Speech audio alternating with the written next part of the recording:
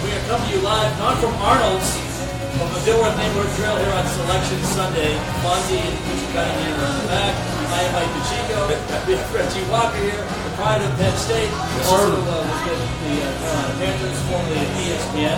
The professor, Mike Freer, a big researcher. That's a new one. Yeah, I just came up with that. Also another former ESPN guy. And then the guy that really classed up the joint, our clothier, William Wilson, joining us here. But what a great day, guys, and welcome here on Selection Sunday. Sir, let's go. Let's get it.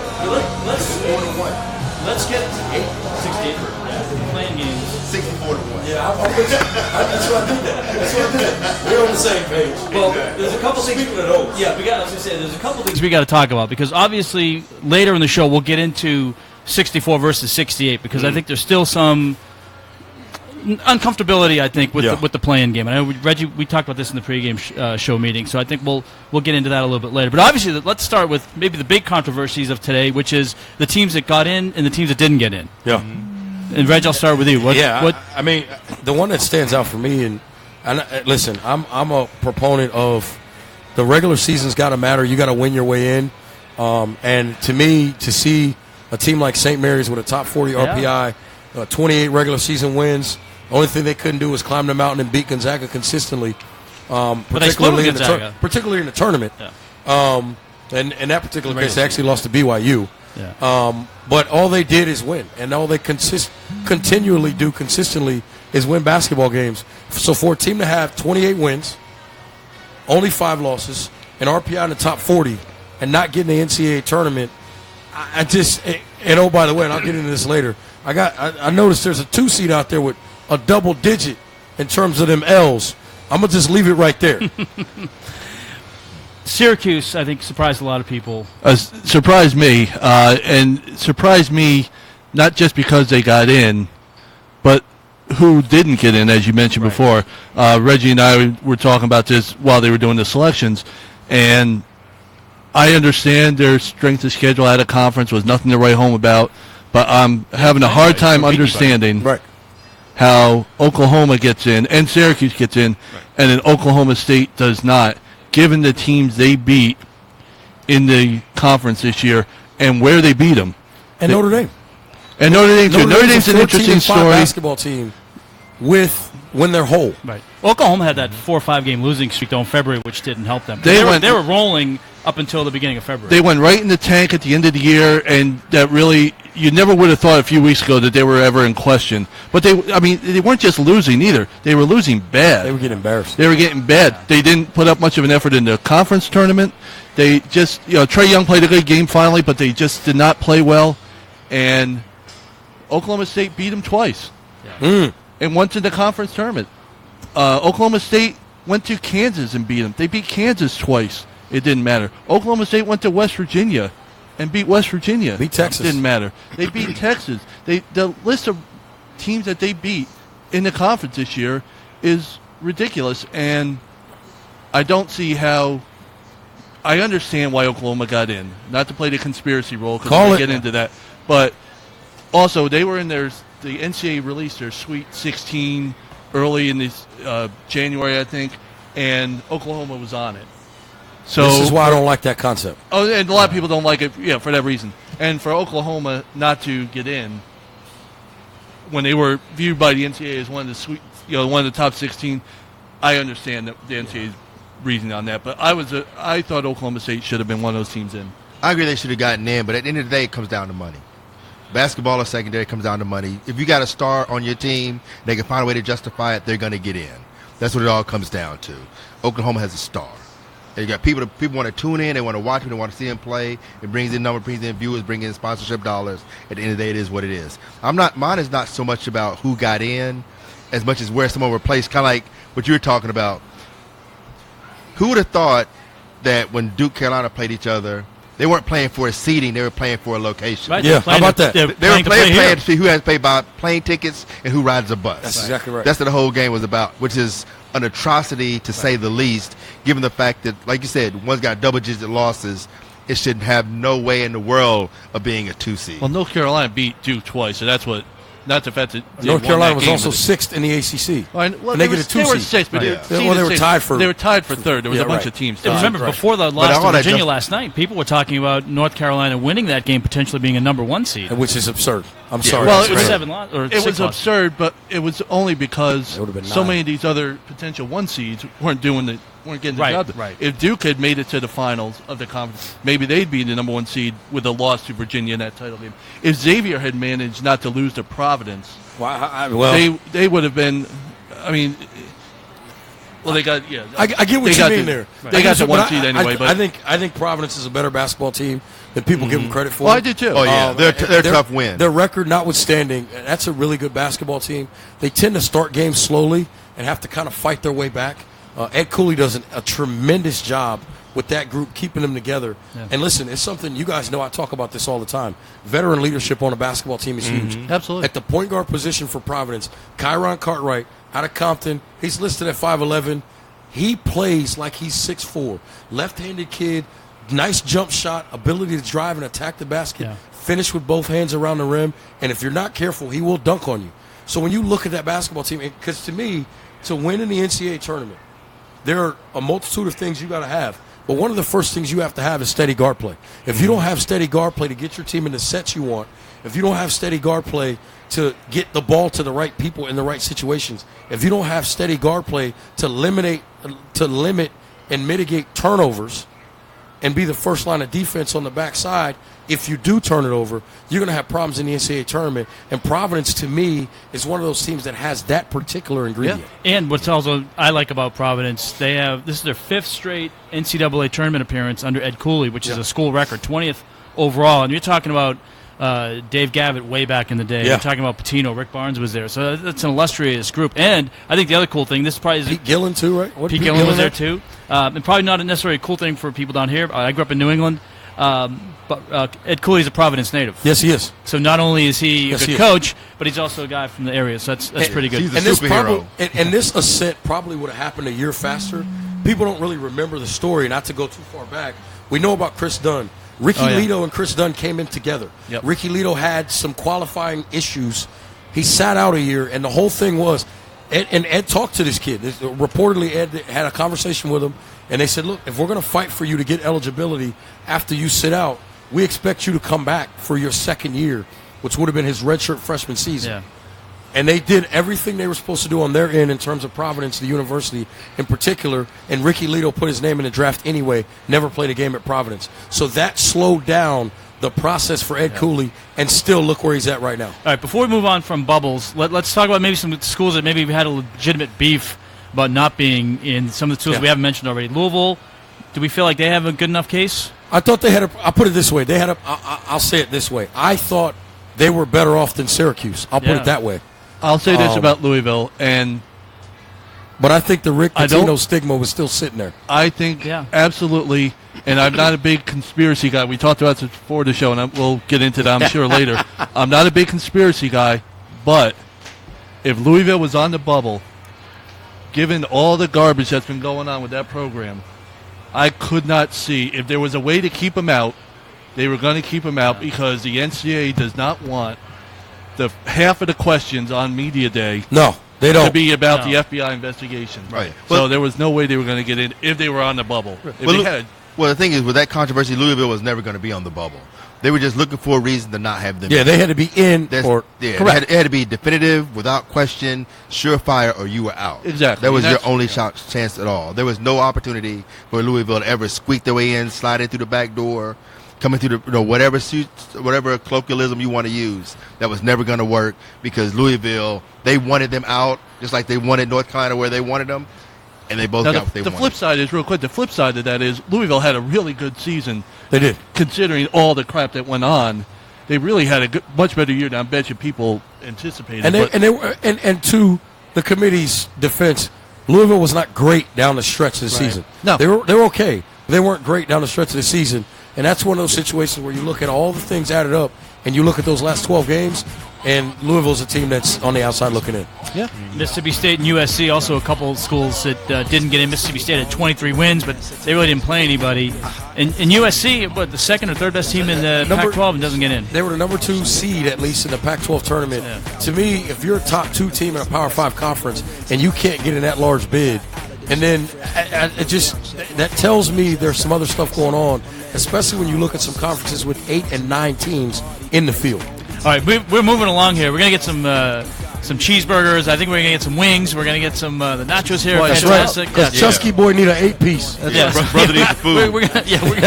These dudes can't fill themselves out. That's right. We're going to dial in a serious order here because this is one of the best days of the year, and there's no better place than right here at Dilworth Neighborhood Grille. Not only to chow down, we can't imbibe because we're working. But I know but there are plenty of people that are, and maybe after the show we'll have.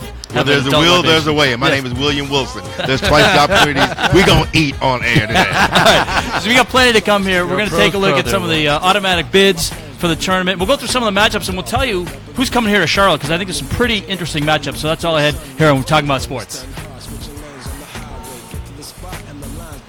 We're going to go full time now. All I got to say is it football season yet? This stuff is too good to pass up. There's so many things that have to go right in a no-hitter. It's a huge game changer. I would have won the Powerball like 6 times. Kevin Casey here, and this is your podcast, Talking About Sports, the Carolina's own sports talk show.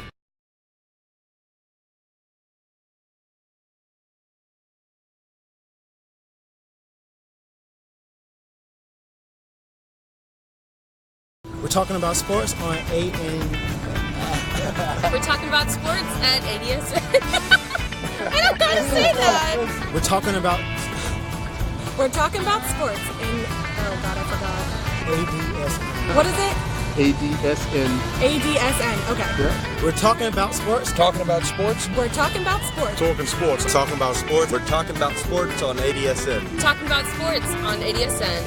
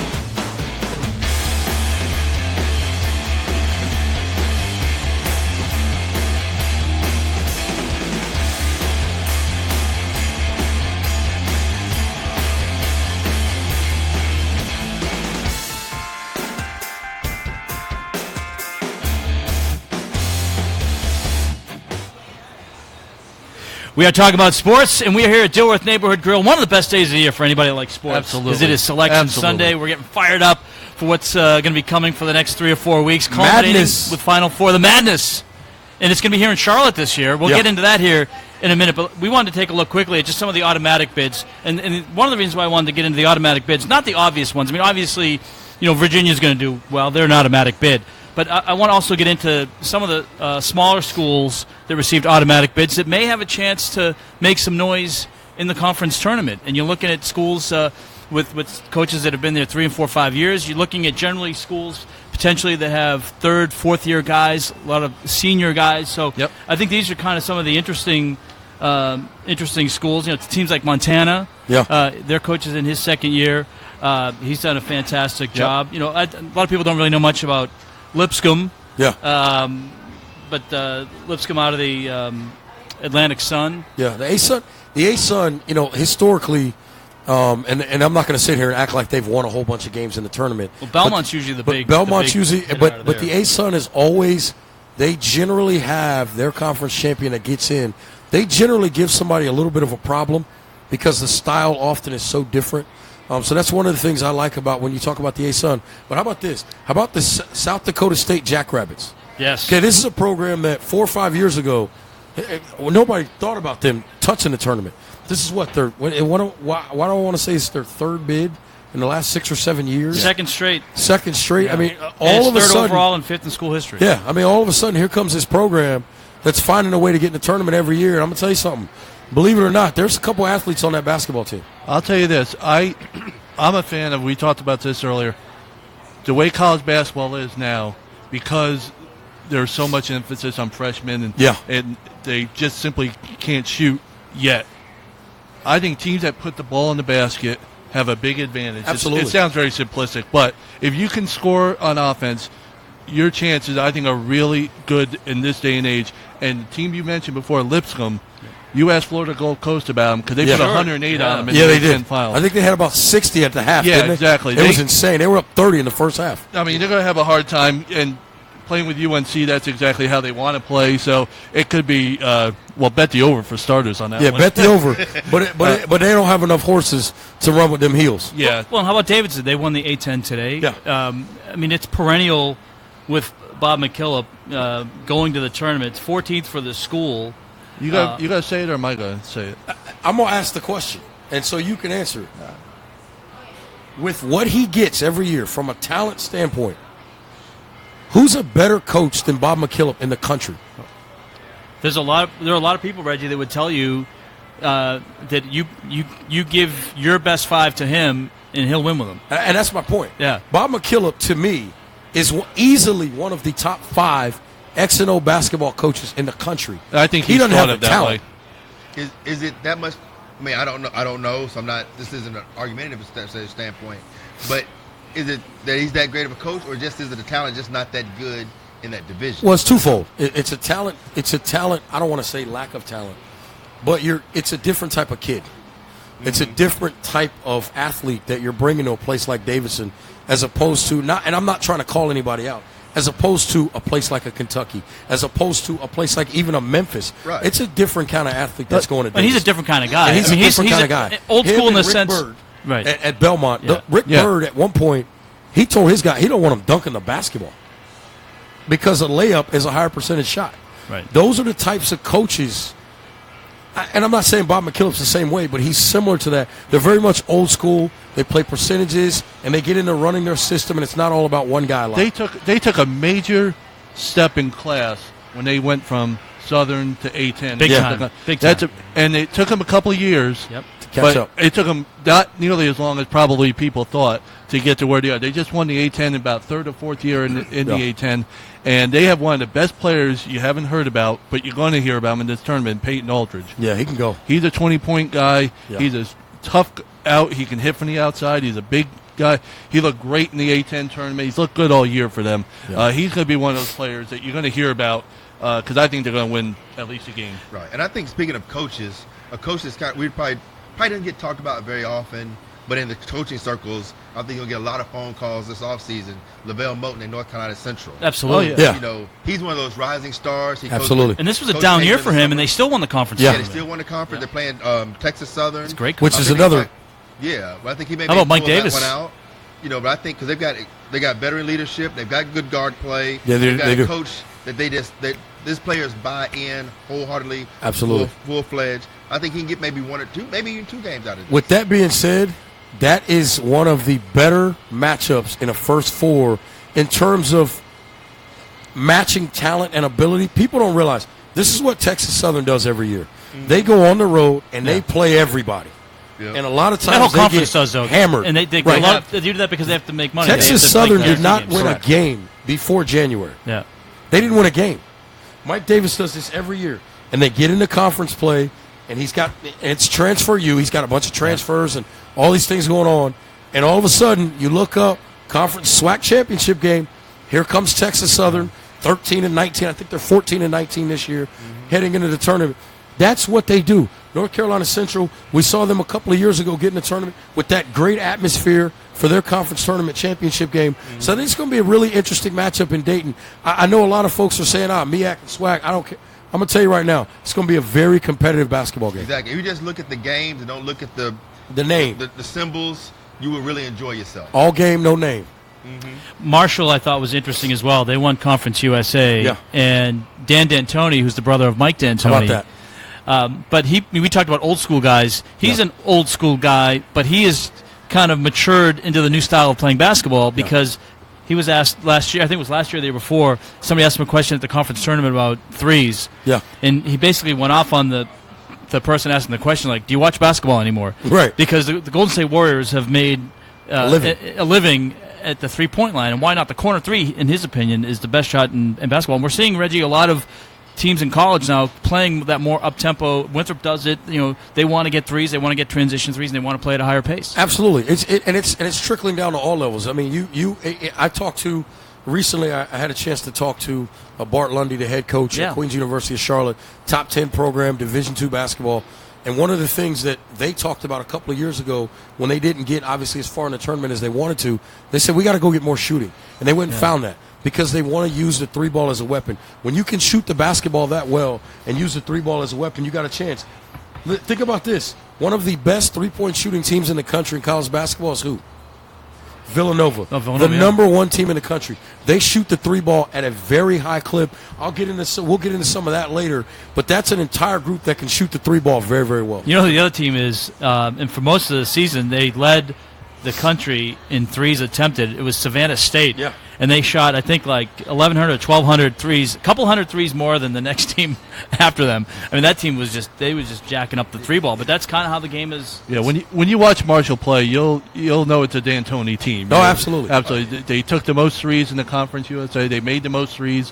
It's exactly how his brother, I think 45 or 46% of their field goal attempts were from three. So that's tough to win a tournament, though. But go ahead, William. But the problem you got with that, though, the three-point shot is like lead. It makes a great bulletproof vest, makes a horrible life preserver. It's one of those things, if you're hitting it, because Duke used to do that all the time. Duke would hit a lot of threes. But if they weren't on, it was a wrap. They were done. They're almost like a one-trick pony. They depended so much on it that they just depended on, if they got down 5 or 6, a couple of shots, a couple of runs down the other field, hit a couple of threes, you're right back in the game. But if you don't have that come back on, it's almost like getting punched in the mouth and then you just shot. That's been the story of John Beilein's career. Yeah. Right? Everywhere he's been, they've shot the three ball. And when they shoot it well in tournament play, all of a sudden you look up there in the Elite Eight. Right. When they don't shoot it well, they're gone in the first week. Very much that's what they do. Offense in football. It's a great equalizer. Yeah. It gives teams like Marshall, it gives teams like whoever, the smaller schools, a shot if you have a guard or two that can drain it from the outside. It gives you that chance, the three-point shot. But it can shoot you right out of a game. Exactly. Absolutely. And you look at it now, at some point they got to do something with the three-point line. They just do. When you got as many 6'10" guys shooting threes, as 5'11" well, they're talking about in the NIT this year. They're going to do a couple of experimental things. One of the things that they're going to work on or try in the NIT is go to the pro and what the women's basketball has done, which is go to 4 quarters. But one of the other initiatives I saw was I believe they want to move the three-point line like a foot back. I think so. Yes. Right. So that would be interesting because now it's a little bit hard. I mean, a lot of guys, you still see that downtown three. That's but they're shooting from. But you move it a foot back, might change some things. I think they need to move it back at least a foot and just get rid of it on the sides altogether. Just get rid of it. Just start from. Like if this is the court, right? Instead of this whole nonsense here, just start the three-point line back here.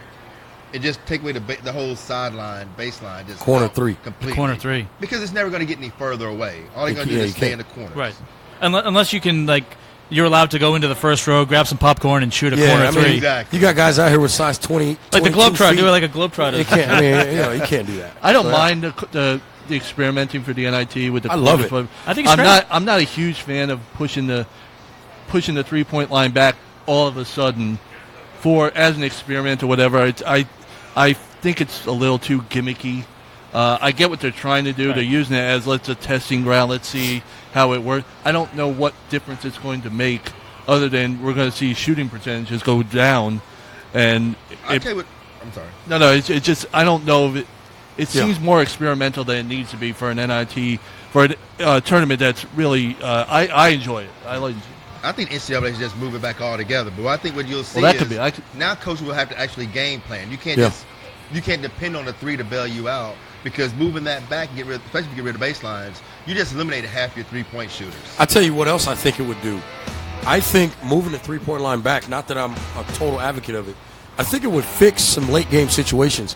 When teams are tied or down one looking for the three ball, if it's a couple of feet deeper, they're not going to look for that three ball. They're going to look to attack the basket. Right. It blows my mind how many teams will try to dribble up and set up that one-on-one isolation 1-4 flat and try to shoot a 3-ball when they're tied or down 1 to win a game. Go to the basket. I don't understand that. That's because people have shot. They've been shooting the threes for so long, and literally the 3-point shot is a higher percentage shot than it used to be. All right, we're getting yelled at by Kevin. It's time to take a break here. We'll look at matchups when we come back here at Dilworth Neighborhood Grille. I told him don't build too many topic bars. See, I didn't know he wanted to go to break. I'm looking at you guys. I'm looking at you guys. I don't see anything over there. Nobody listens to him. Clearly. All right.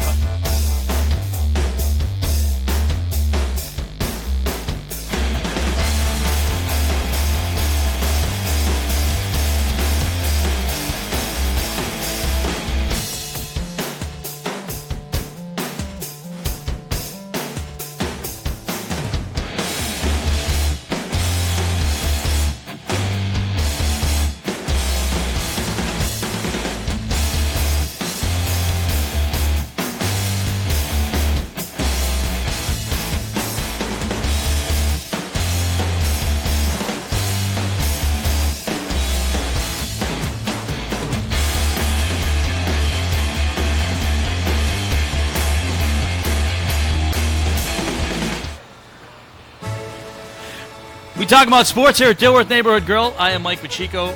Reginald Walker, we call him Reggie. We got Mike Freer, the professor, and the clothier, William Wilson. We're having a good time here. And this is kind of the fun part of the day because now we're going to get into some of the matchups. And we're going to start right here in Charlotte because it's going to be a tough ticket here in Charlotte. Oh, obviously, North Carolina playing here Yeah. is going to be a big part of that. But, you look at an interesting Virginia team. When you look at what the Cavaliers do, the style of play, they're interesting to me. They're a team I kind of think about as being Final Four potential, just because what do you talk about in championship games? You talk about defense. You got to have defense. But this team showed me that they could score a little bit, particularly in that game last night against North Carolina. Here's what I'll say about Virginia, because to your point, you got to defend to win championships. There's two things that Virginia does that scare me. The first thing is they have a lot of droughts in terms of scoring the basketball. They go through windows of time where they don't make shots. Now, their defense keeps them in games. But here's what I'm going to say this right now. I don't see that style of play winning them a national championship unless they start to run maybe 15 to 20% more of the time. What I mean by that is there are a lot of situations because they force a lot of tough shots, would create long rebounds, and they have some situations where they have some 2-on-1 and 3-on-1 situations, and they don't run. They rather pull it back out.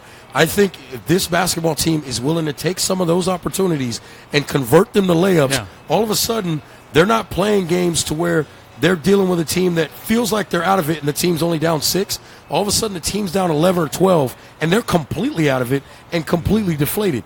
So I think I would like to see Tony Bennett, as great a coach as he is, I would like to see them maybe run probably 10 to 15% more often when they can off of misses and get layups because they have the athleticism, they have the guys that can make plays. Why not give them a couple more opportunities a half to get an open look or an easy look to help go with that tremendous defense? Yeah. But, in March Madness, it's attack. You attack. This is where you have to win every game. Yeah. Very rarely you're going to backdoor your way in or just depend on someone to make a mistake. You're right. You can't go through lulls like this. No. You may get by with it, the first round, maybe even second round. But once you get down to Sweet 16, it's all business all the time. You got to be able to attack and be consistent. That's where that senior play comes in. Absolutely. Senior leadership, that guard play, all this. You just attack. That's where you need depth on your bench too. So you just wear guys out. I think if you're filling out a bracket, I think you just go right away and you pencil Virginia into at least the Elite Eight because their draw is great for them. I'm not questioning their draw. They're entering the tournament with just 2 losses. Yeah. Over the last 7 years, there have been 6 other major conference teams to enter the tournament with 2 or fewer losses. 3 of them made the Final Four. 2 others made the Elite Eight. 1 made it to the Sweet 16. They're going to get to the Elite Eight at the very least, and then it's a matter of can they beat the 2 seed in there or whoever it may be. And if things hold, They're dealing with Cincinnati, another really good defensive basketball team. But they have to get by Kentucky, though. Correct. But you got to take easy, and Kentucky's long. So you've got to take opportunities to get easy baskets against those two basketball teams because they are tough to score against. I'll tell you this, 32-2 Virginia this year? 30. Yeah. 34 games, no one's reached 70 points against them. And listen, it's unbelievable. And for the whole season, they've been 1 or 2 in scoring defense. Correct. Every year. Correct. This, like you said before, for Tony Bennett, this is the next progression in your coaching career, reputation, whatever. Right. You got, if you want to be among the elite 10 whatever coaches that are out there in college basketball, you have to make the Final Four. It took Jay Wright some time, and now he's considered one of the elite because he won. And we'll talk about Jay Wright in a minute. But he had to go through kind of what Dabo Swinney went through on the football side. Remember the Clemsoning, like losing that game. Yep. And early on in Tony Bennett's basketball at Virginia, they weren't winning. They were getting bounced in the first round. And, the last couple of years have kind of had that breakthrough. And so this is a team it's very interesting. It's poised for them, like he said. It's all set up for them. It's set up for, and I love Tony Bennett. I'm not. Right. I'm, in no way, shape, or form am I questioning No. Tony Bennett. But I think if they run a little bit more, and just think about it like this: to everything they do, if you can add 8 to 10 fast break points to what they do offensively per game to go with what they do defensively, there's no way you beat this basketball team. And actually, truth be told, as long as they avoid a team named Virginia in the field, because Yeah, they how only about lost. They lost to Virginia Tech and West Virginia. How about that? As long as your name isn't Virginia on That's there, they should be okay. And they're playing the Retrievers Of UMBC. University, UMBC. Creighton, Kansas State, I think, has some interesting possibilities. That's going to be more of a junkies game. Yeah. I think the average fan probably those two schools aren't going to be a sexy matchup, but I think it's going to be an interesting basketball game. I think it's a great matchup. I love the fact that the proximity of the two schools is not that far apart. Talking about Omaha to Manhattan, Kansas, And they've not come to that Charlotte far. to play. They're coming to Charlotte to play. Here's a point I want to make about McDermott, right? Greg McDermott, a lot of people wrote him off after his son left. That's right. And he's done an excellent job of It's a little bit maintaining. like Bob McKillop. Like some people wrote him off after Steph. But he's done a great job of maintaining a level of success in Omaha with the Creighton Blue Jays. That's a really good basketball team. Last year they had the late injury that really hurt them when it came to tournament time. Seems like they're pretty much whole this year. So look out for them. I think that game against Kansas State's going to be a pretty good one. I think Kansas State has two good scorers in Barry Brown and Dean Wade. Yeah. I think, obviously we talked about the ability to score, have consistent scoring can really help you in the tournament. I think Kansas State has those. I'm a Big 12 guy, and I was impressed with them for most of the season. I think, me personally, I think Kansas State will get through that game. All right, then it's not in the same bracket. It's in the that's in the South. In the West, where Carolina is, they're going to play Lipscomb. We already talked about them, and then Texas A&M and Providence has. Again, I think that's a good for people that love basketball. I think Texas A&M and Providence is going to be going to be. Providence plays a really tough defense. You can't just run all over Providence. No, you can't at all. Tough. They got some junkyard dogs, and let me tell you something. This is the one of the things I like about this basketball team, and we talked about the point guard playing Kyron Cartwright. They got a young guy. Listen to me here. Alpha Diallo. Yeah, Diallo. Number 11. He's very physical player. Knows how to. He can shoot the jump shot. He'll back a guy down in a minute. He loves playing through contact. So that adds a guy. Jackson as well. They got a lot of pieces that can do a lot of things, and you got to love the leadership of a guy like Bullock as well to go with Kyron Cartwright. I'm telling you right now, look out for this Providence team. I see them beating the 7 seed in Texas A&M, and I think they're going to give North Carolina all they want. Let me ask you guys this: when the conferences kind of blew up, and the Big East kind of became, it was buried.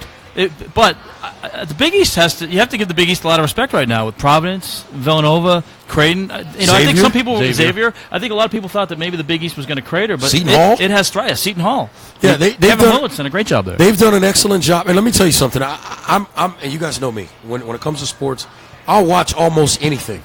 I could not change the channel all week from the Big East tournament. We were going back and forth on Twitter. I tried to get Reggie to watch the Big 12 final, and he was buried in the Big East. I did check on it when the Big East went to half. I did check on it, and let me tell you something. Right back to I'll talk about Devontae Graham getting hotter than fish grease in a minute. Shout out to Holly Rowe. That was a great comment. But watching that tournament, let me tell you something. Between even the Xavier Providence game in the semi. You talk about shot making. There was some shot making, whether it was Travion Blewett, whether it was Kyron Cartwright, Bullock for Providence. Guys were going, and then you watch the Big East Tournament Championship game, and Villanova, and let me tell you something about Villanova. Here's what I love about this basketball team. Jay Wright does an excellent job. Listen to this. Of their top 6 players, 5 guys shoot over 38% from 3. And they've all attempted over 100 3-point attempts on the season. And there's 5 guys shooting over 38%, 3 of them over 40%. And oh, by the way, as a basketball team, they shoot 50% from the field. If you want to know why Villanova's the number 1 team in the country, that's it right there. And oh, by the way, defensively, they're 15th in the nation in steals, which means what? They take the basketball away from you, they go finish on the other end quickly, and then they can get back and play a set defense after you take the ball out of the net. That's why I love Jay Wright's basketball team. Sorry, you think they're going to win it all? That is my pick to win the national championship. Save it. The Villanova Wildcats. Save it. We're going to get to that later. We don't want to spill everything. Spill it. Spill the beans. We'll spill some of the beans. We don't want to spill all the beans here. That's right. That's right. We want to say, we want you to keep watching here at Dilworth Neighborhood Grille. Great place to come by, grab a great meal. I think we're fixing to maybe raid the kitchen here any minute now. I'm finna get me something to eat, Kevin Tolbert. I'm smelling onion rings. I'm smelling wings. Chusky boy need an 8-piece. Let's go, baby. All right, you can join us too. In fact, we are taped in front of a live studio audience, although half the audience is leaving. But we have more to come here at Dilworth Neighborhood Grille.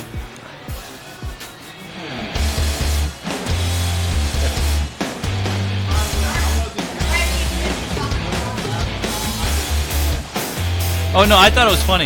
Yeah. I thought he was like, go to break, damn it. Bye. Be careful. Drive safe. Again? Is that your roommate's something? Oh. I didn't met you like an hour ago. Bye-bye. Yeah. Where are we going from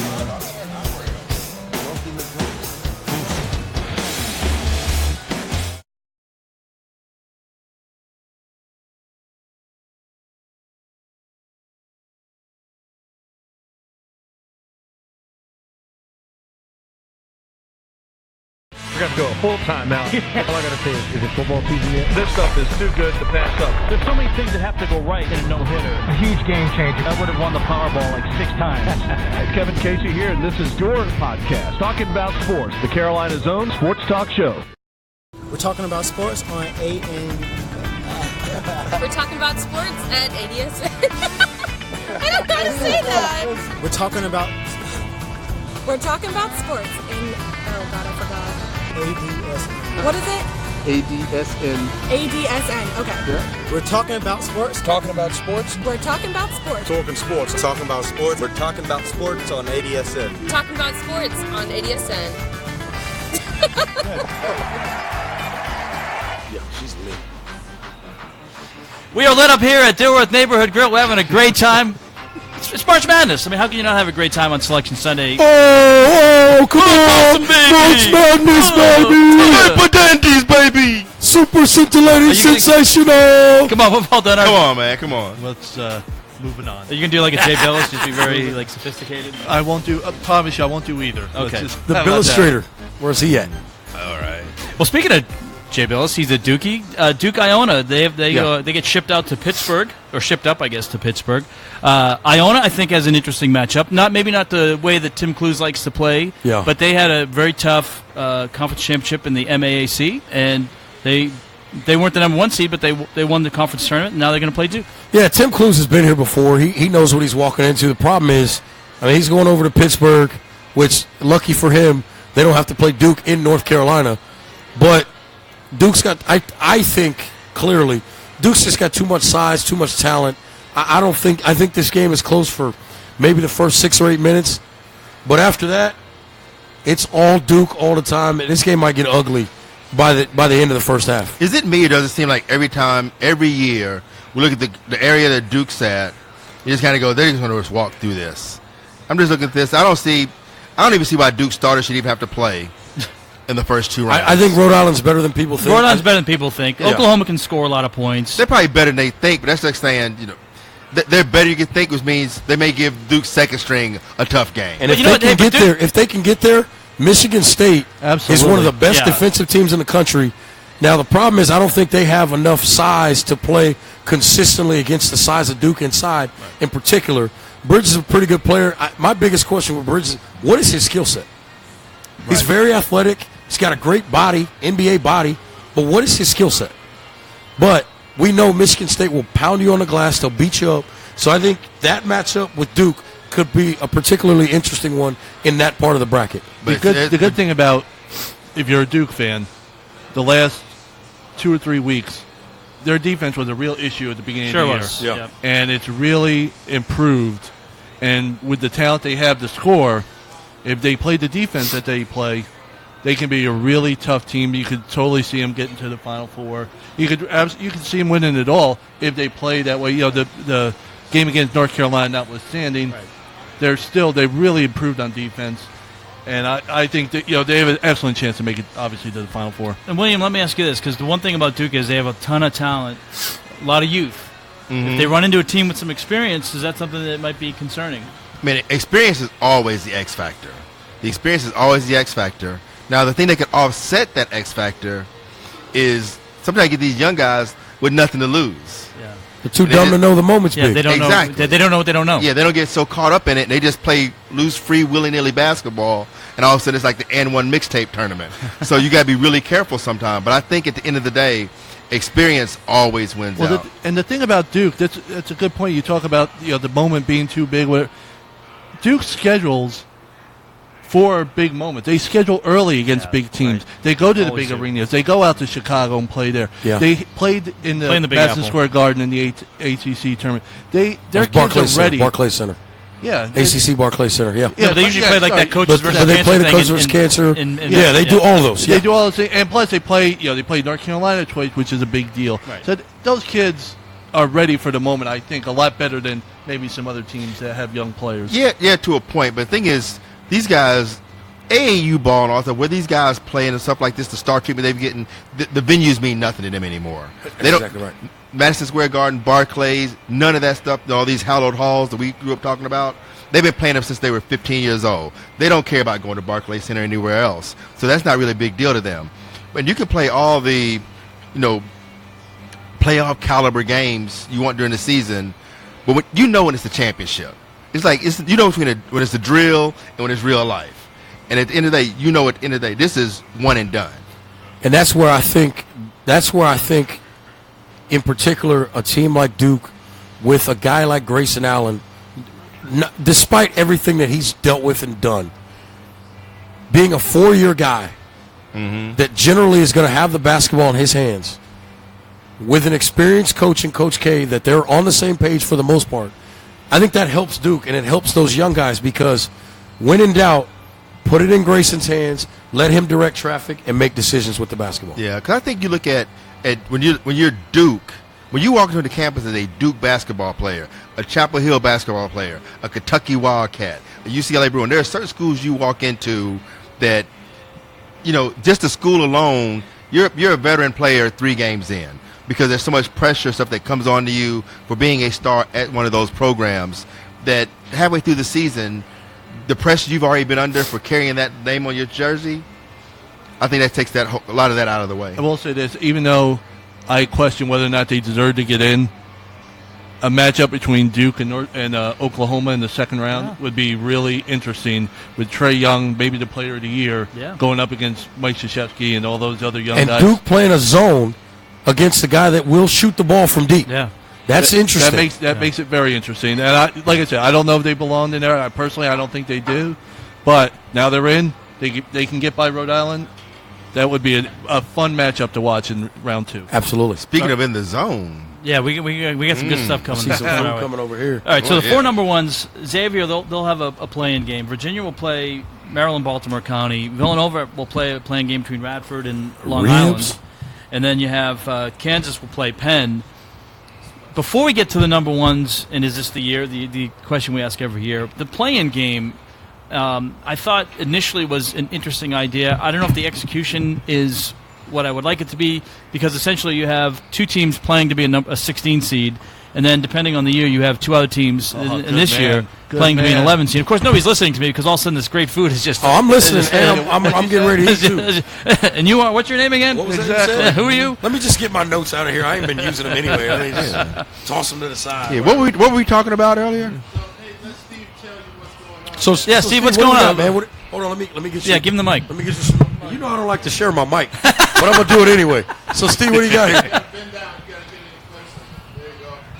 All right, so we're wanted to feature here our ribs tonight. Most people don't really see it on the menu. Kind of think of a sports bar, wings and burgers and stuff. Oh man, the ribs here just fall right off the bone. Slow cooked for about 8 hours. So I wanted to put those on. That's just our half rack there too, man. And it's just a full of meat.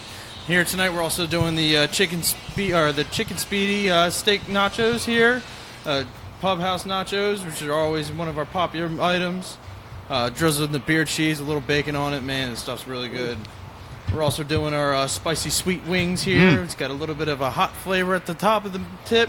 Smooths out with some teriyaki bite at the end, just to cool things down. Kevin Tolbert, can we make this like a 45-minute show and just wrap this up right now? And just up top here, we're having our chicken bacon ranch flatbread here, using the chicken speedy meat as well.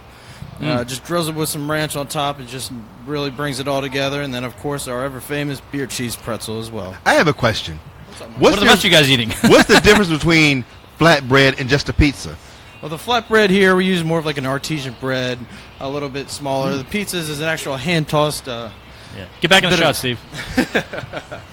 It's a hand-tossed bread, hand-tossed dough that we use here. But the flatbread, I mean... We definitely changed it up here in the past few years, and it's just it's come a long way. This isn't for show either. This will be consumed. It may be gone after that next break. Guys, man. That's why I took a picture of it. I'm like, this looks really good. Let me get a picture of it now. I was kind of worried to put my hand out there. I thought somebody was going to take it from me. He knows us well. Yeah, you brought Reggie food and took his mic? Yeah, you're in trouble. These guys are ready to go. I'm not going to hold up the process any longer. You guys have a fun Thank you very much. Thank you, Steve. That was great. And he worked in the process. I know, we can use that for another show, maybe. We can get some NBA talk in.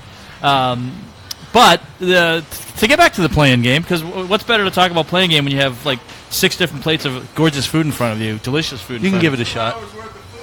That is give it a shot. Nah, it's about 20 minutes worth of food for me. Shusky boy about to eat an 8-piece. Yeah. What's everybody else eating, right? Nothing. But the playing game, initially I thought it was an interesting concept, but I think the fact that you have some 11s and some 16s, I think it's got to be all or nothing. I don't know if it seemed like it was a compromise to do the 2 games each. And I think it's a garbage compromise. At the end of the day, if you're going to have first-round games, they need to be for the same level of seed. Yeah. So if you want to make it 4 11s, make it 4 11s. But what they don't want to do is have 8 power conference teams playing for 11 seeds. Right. That's what it really comes down to. So they rather mix that up a little bit. To me, make it all 16 seeds or all whatever the seed line is going to be. You make it that. That's what I think it should be. To me, this is a cop-out. Yeah, it was an idea to make the Tuesday, Wednesday games more interesting, obviously. Right. And I put it this way, I think it is more interesting. I don't necessarily think it's fair for the teams that are 11 seed while you have a 12 seed that gets a rest or whatever the case. Exactly. I don't think it's fair. But I think the reason they're doing it is fine. I would prefer it just be all 16 seeds or whatever. But nobody's going to be watching then in that case anyway. Yeah. Well, that's what it's all about, trying to get some ratings. I agree, but I'm always hesitant when people are always, no one's going to watch. The only people that really says that are the sports people. People that are involved in sports altogether.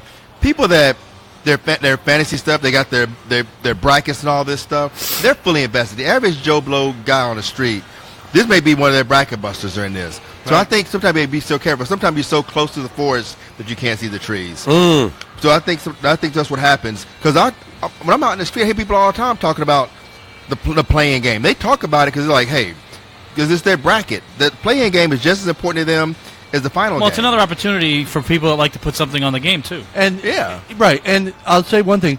It got a whole lot of validity to it when VCU went from First 4 to Final 4. Into the Final 4. So that means it's here to stay, number one. So there is value to having it. There is an interest to it.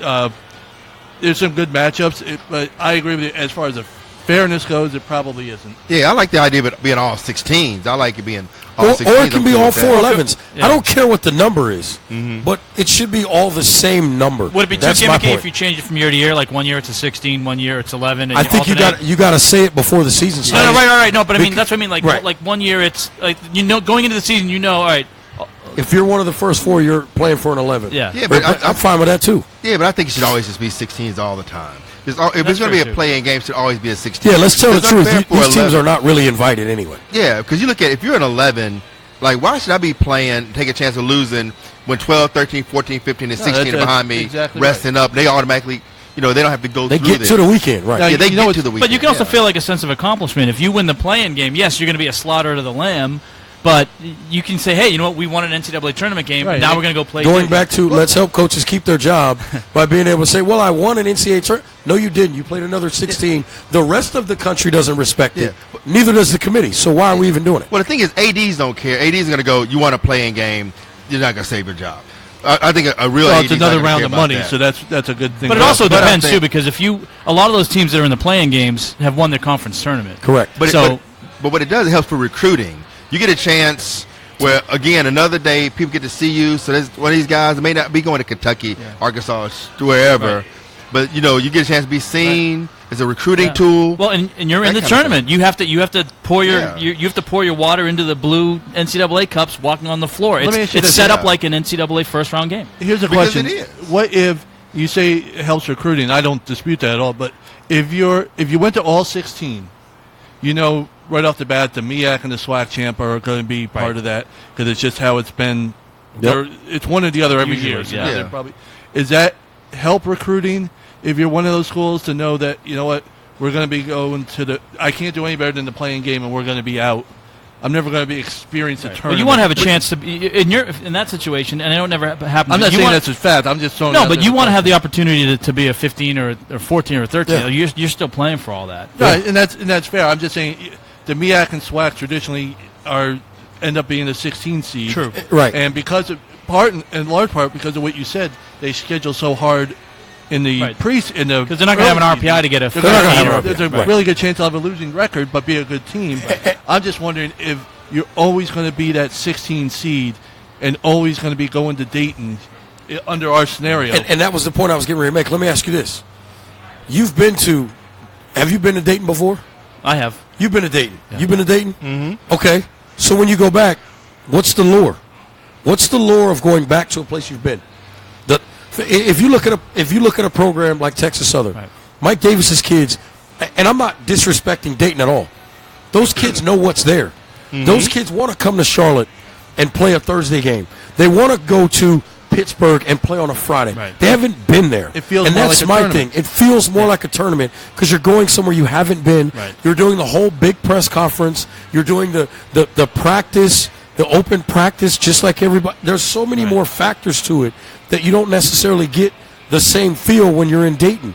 And to me, that is in some ways taking a little bit away from what they call the experience, right, Yeah. of playing in the men's basketball Right. championship. You're But it- 100% correct because when Winthrop was in the last playing game under the old format, Right. and we went up, we lost to like Arkansas Pine Bluff, Right. and it didn't really. I mean, even though everything was set up like an NCAA tournament, it just didn't feel It's like we were- Tuesday. yeah, It's just- Didn't it's feel- it just didn't- Tuesday. didn't But feel like it. I mean, I hear everything you're saying, and I don't disagree.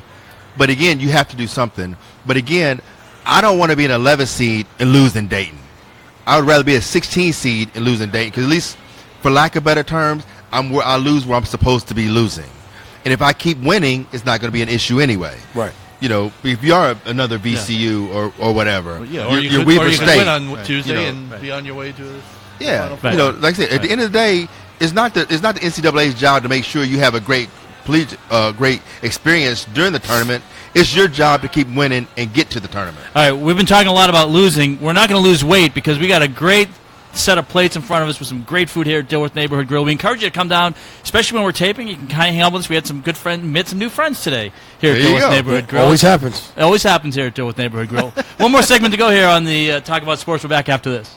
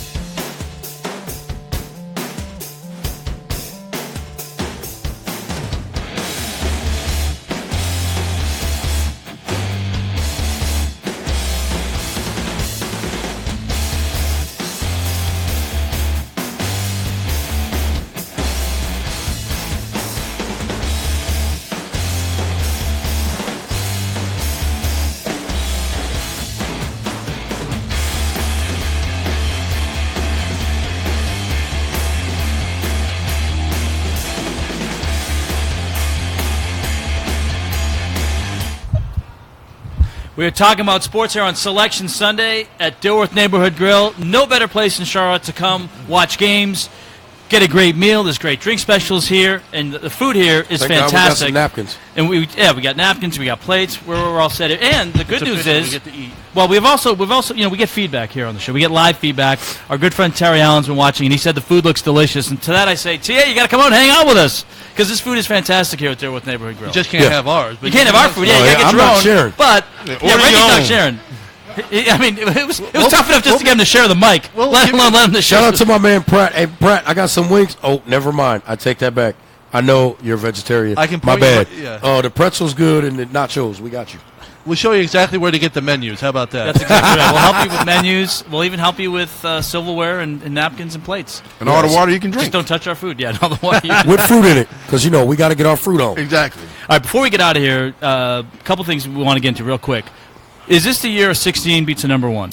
I don't think so. I think I just this year's ones are too good. Here's what I will say, and I'm not taking a shot at the number 1 overall seed, but that Virginia basketball team, as well as they can score, of the ones, they're not the most efficient of the ones in terms of scoring the basketball.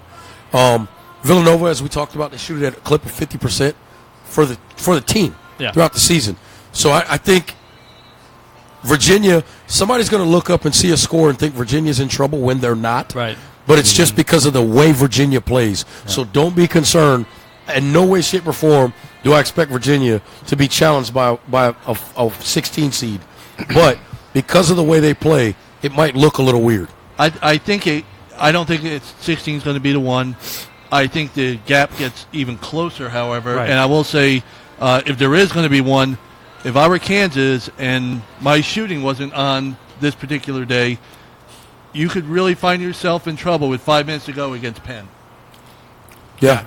I also think Radford's going to beat LIU, and they could hang with Villanova for a little while. But Radford is interesting because they have Carly Jones is the freshman who had that big game-winning shot to beat Liberty. But they have Ed Polite, who's a good wing player, can score, and then they have Randy Phillips, who's a big post player. I mean, he's not necessarily a traditional Power 5 guy, but he could be potentially a Power 5 bench guy. Yeah, and the key for, in that particular game, the key for Villanova is going to be the redshirt freshman Amari Spellman, 6'9" and some change.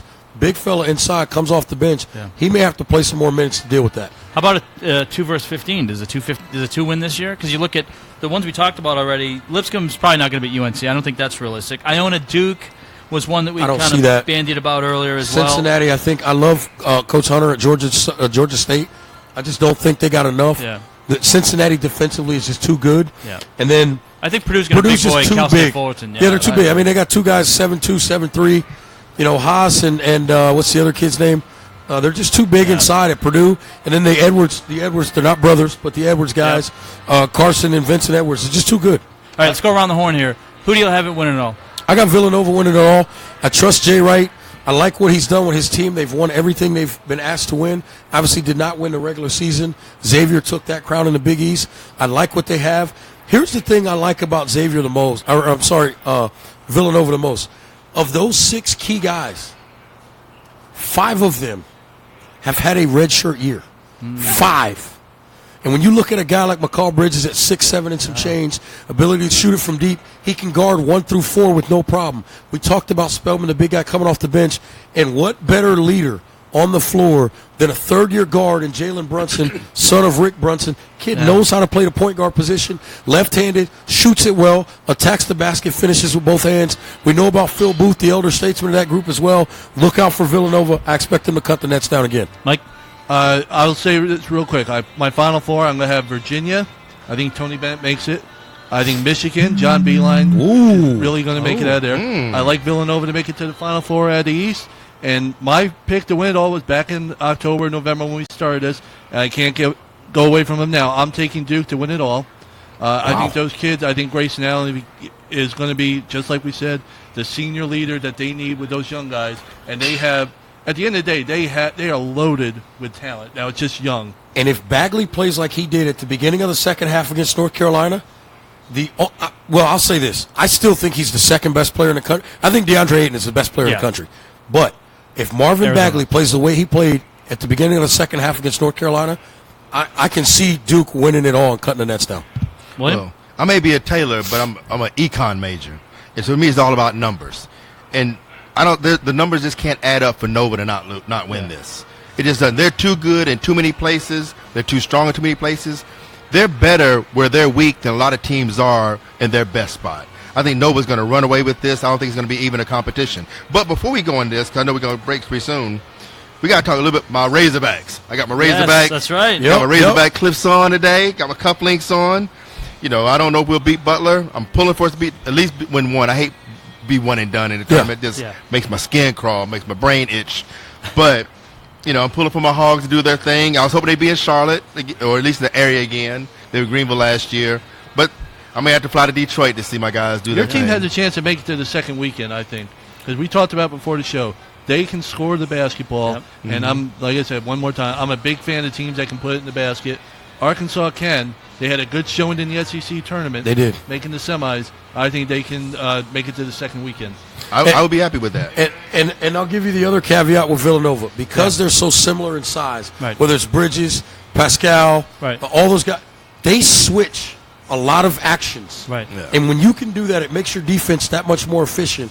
And again, we talked about the way they have an ability to take the basketball away, 15th in the nation in steals. Look out for Nova. It's like the old Tulane Green Wave. They just don't know where they're coming from. Perry Clark. You were heard. I know I was heard. Pratt's always listening. That's my guy. All right, well, we're going to transition from talking about sports to eating a lot of good food here, because we're going to say talk about food. Yeah, we're going to talk a lot about food.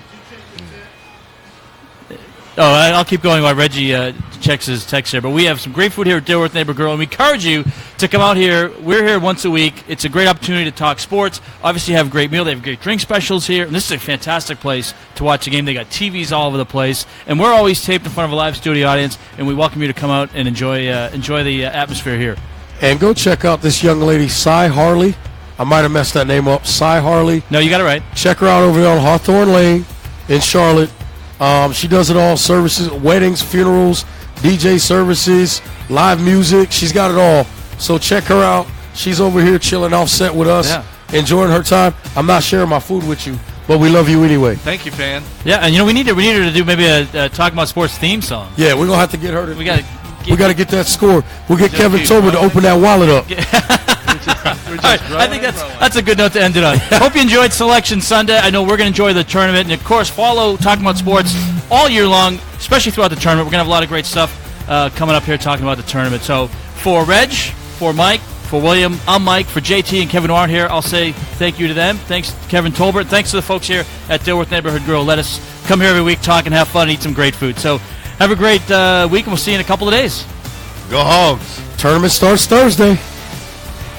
Tuesday. We just went over that. Yeah. We just had that conversation.